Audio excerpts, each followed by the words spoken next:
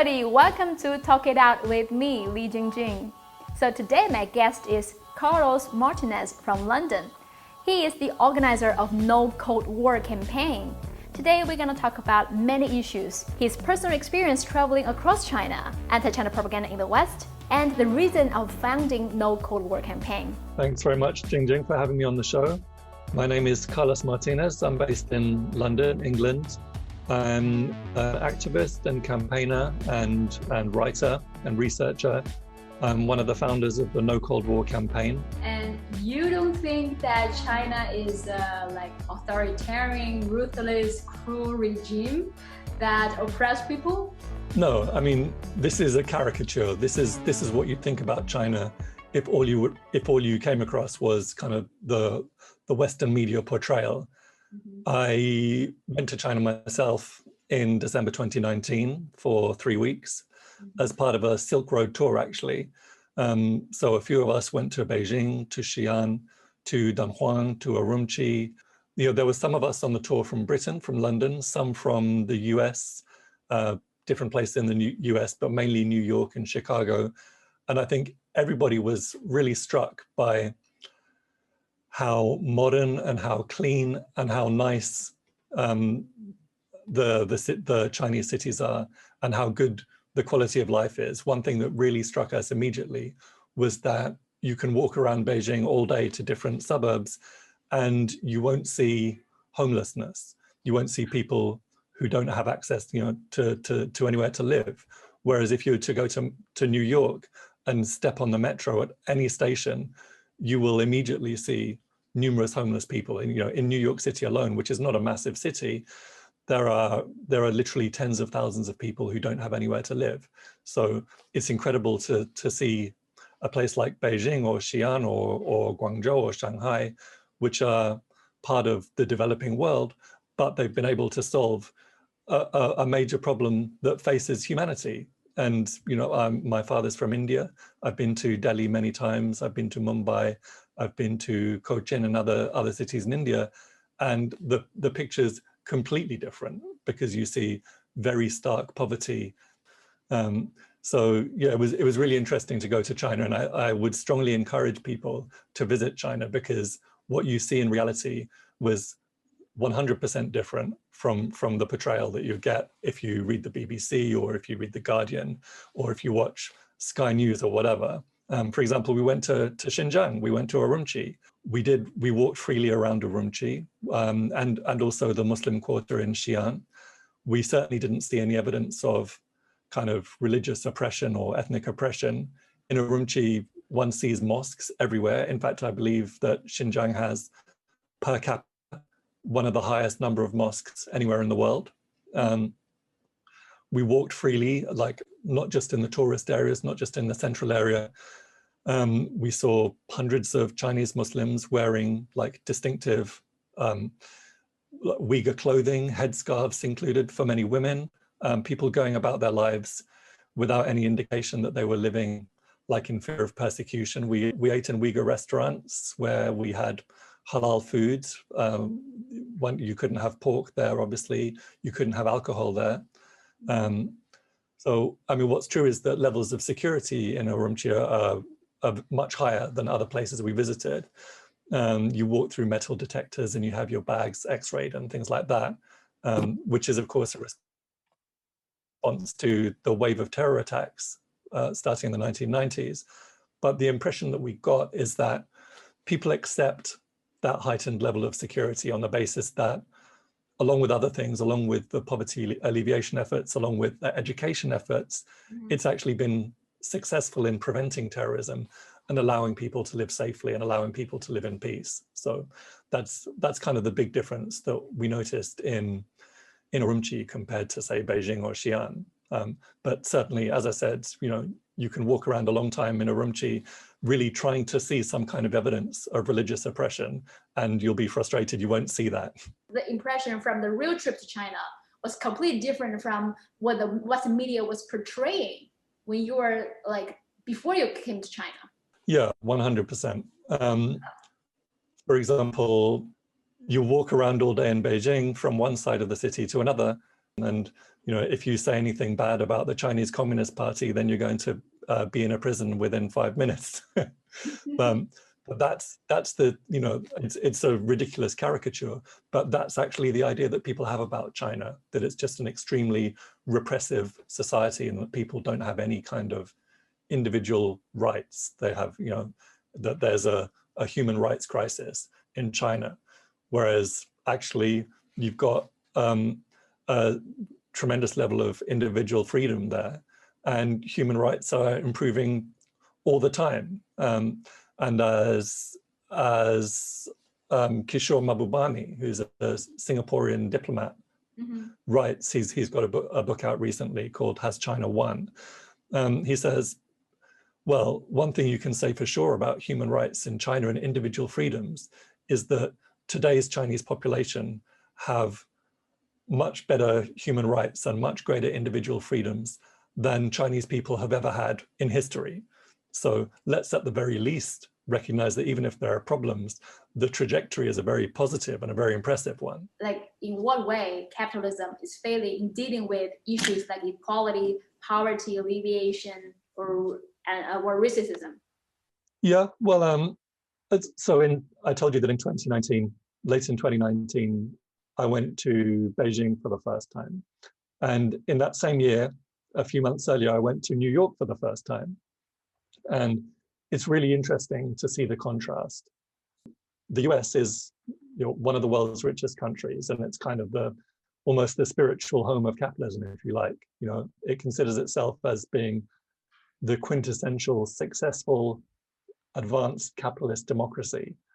And yet there's a huge proportion, literally tens of millions of people, who live in abject poverty, who don't know where the next meal is coming from. There's hundreds of thousands of people who are homeless, who don't have a roof over their heads. Racism is an enormous problem. Incarceration is an enormous problem. The US has more than 2 million people in prison, which is by far the highest incarceration rate in the world. Their actual incarceration rate, the number of people per capita in prison, is 6 or 7 times higher than it is in China. But the media portrays China as a prison nation, and they portray US as the land of the free. So it's difficult to understand the discrepancy and the contradiction there, because it's, if you were to go on the numbers, if you were to look at the data and the facts, then you would have to say that it's the US that's the prison nation. And while the African-American, the Black population only constitutes, I think, around 10% of the US population overall, they constitute between 40 and 50% of the prison population, which gives you a very good indication of how racism runs throughout society. If you look at the homeless population and the population that live in poverty, it's overwhelmingly African-American or Latino or indigenous.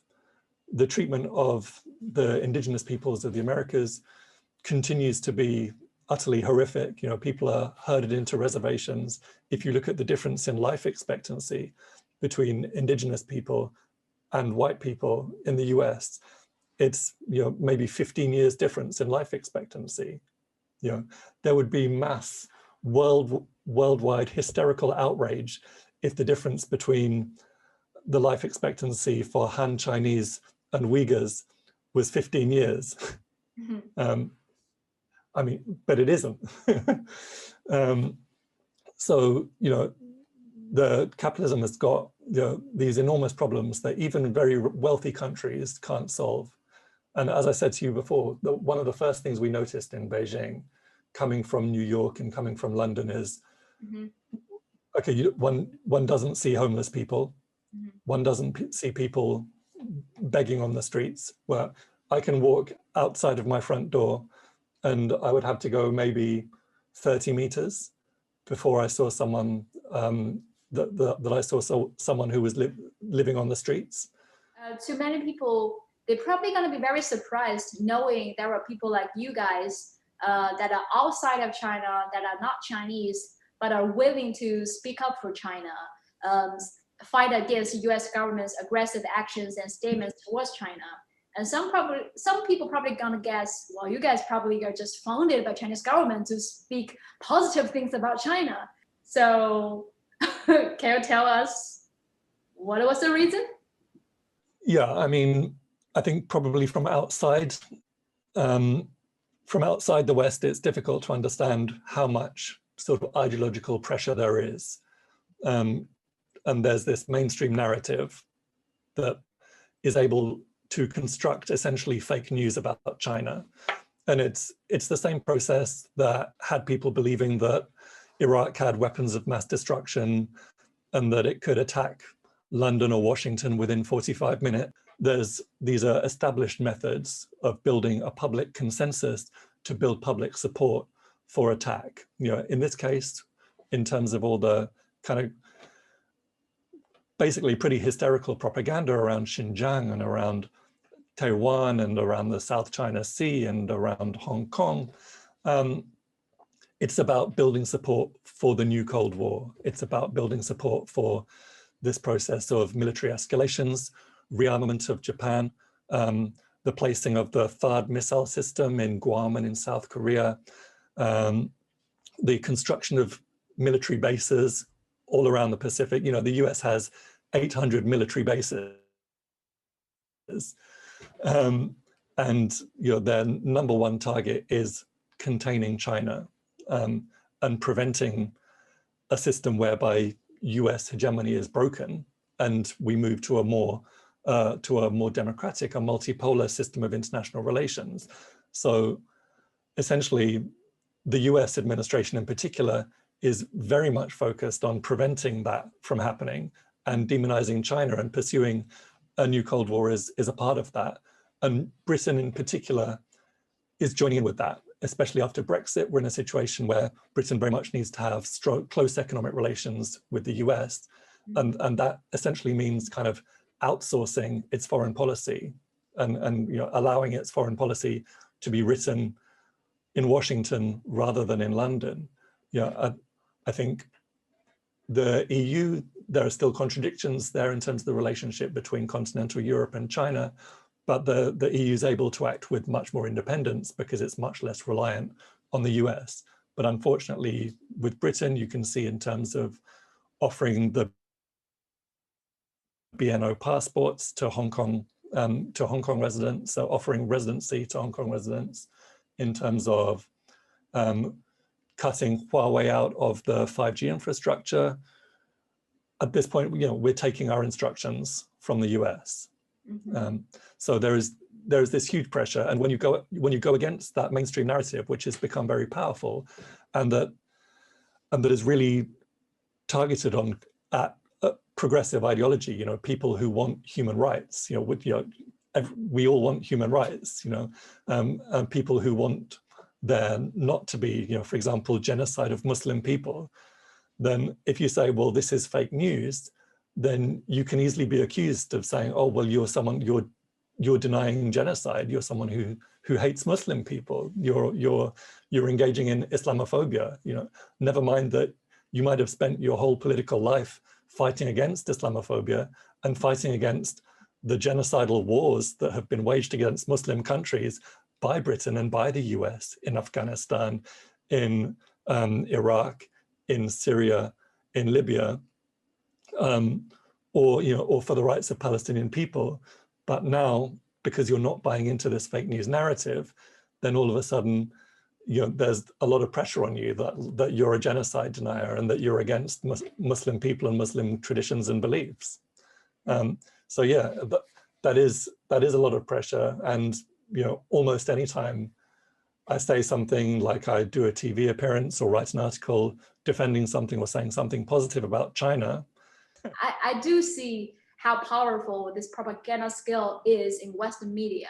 And I kind of feel from what I saw on Twitter or Facebook, a large amount of people in the West genuinely believe there were a genocide or there were concentration camps in Xinjiang, there was systematic rape in Xinjiang. So you read those news as well, but how do you judge the whole situation? you know, freedom of speech and independence of the press is considered a very important thing. But that kind of masks the fact that the press, there's an ownership structure around the media. You know, I can't just set up a major news website. You know, that requires millions and millions of pounds. So, you know, even the so-called independent press, it's still a capitalist press, and it's still pushing a narrative that suits particular interests. And in Britain, those are tied to the interests of the British government and the British ruling class. In the US, the press is tied to the interests of the US government and the American ruling class. So I'm used to reading in a critical way, and I feel like people should really read more critically, because we all recognize now that what was said about the weapons of mass destruction in Iraq was a lie. And we all recognize now that what was said about Libya before NATO launched its war was a lie. So we don't have to look back very far in history to see that there's this pattern where the media pushes forward a particular narrative that, as I said before, around a specific piece of foreign policy. In those cases, full-scale wars in Iraq or Afghanistan or Libya or Syria or Yugoslavia. In this case, around the Cold War with China. You started No Cold War after the trip from China? Yeah, that's right. We launched No Cold War in, I think, April or May last year. And the background was that there was this increasingly hysterical and dangerous anti-China campaign that was being led by the US government and the media. And you know, the hostility to China in Western policy circles has been increasing for a number of years, as it becomes clear that China is on its way to becoming a major power, and it poses some kind of threat to US dominance, to US hegemony. The pivot to Asia was initiated, for example, by the Obama administration. The trade war had been in place for 2 to 3 years. The US has been stoking tensions in the South China Sea and engaged in an escalation or a China encirclement campaign for a long time. But the Trump administration really took the hostilities to a higher level. And especially with the pandemic, I think the Republicans essentially realized that there was a pretty good chance that they were going to lose the election if hundreds of thousands of people died from the pandemic, which they have. So they escalated their attacks on China in frankly a very racist way in order to try and get support. You know, they were failing to contain the pandemic, so they decided to try and focus people's attentions on this big external enemy of China. So we had the attempts to blame the pandemic on China, referring to it as the China virus or the Wuhan virus. There were diplomatic attacks such as closing the consulate in Houston, stepping up the propaganda war in terms of Xinjiang and Hong Kong in particular. So last year it felt like that this new Cold War against China was increasing in intensity. And here in the West, I think it felt that we needed a more coordinated response from those of us who are against war and who understand that it's not actually a good idea to demonize and attack another country. You know, the most important reason ultimately is that, you know, whether we're in London or New York or Beijing, we're all the same species, we're sharing the same planet, we share the same natural resources, and we face a lot of the same problems. You know, these problems, pandemics, climate change, war, poverty, they require cooperation, coordination. They can't be solved in the context of military threats, relentless propaganda, diplomatic hostility. As a campaign, we really believe that those major problems we face in the world have to be solved at a global level, and that any kind of Cold War stands in the way of that. We stand for global cooperation, mutual understanding, and against decoupling, against Cold War.